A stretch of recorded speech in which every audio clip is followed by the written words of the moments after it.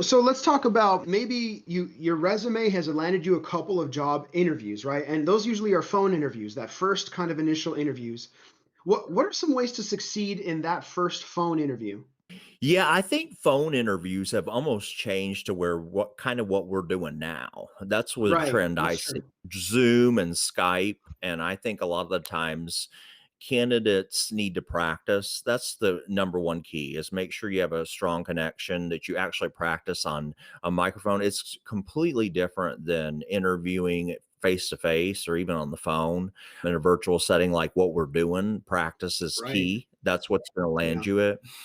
And I would say practice some of the questions that you know they're gonna ask you. They're gonna ask you, Exactly. "Tell Yeah. me about your" they're gonna ask you, "Walk me through your resume." They're gonna ask you why you wanna work here. And the more prepared you are, the less nervous you are.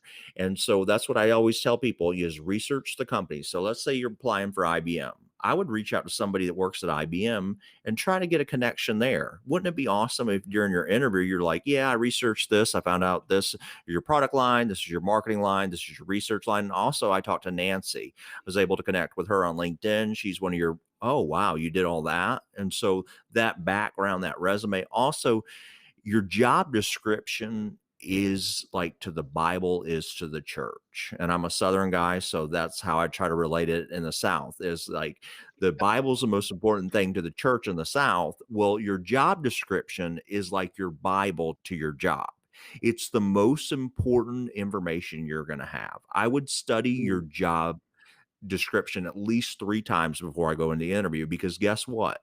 Your questions, your strengths, your abilities need to derive off of what they're looking for. If they say must Right. have interpersonal skills, and you say, my weakness is interpersonal skills, that you're not going to get the job because they put Yeah. it right in those descriptions.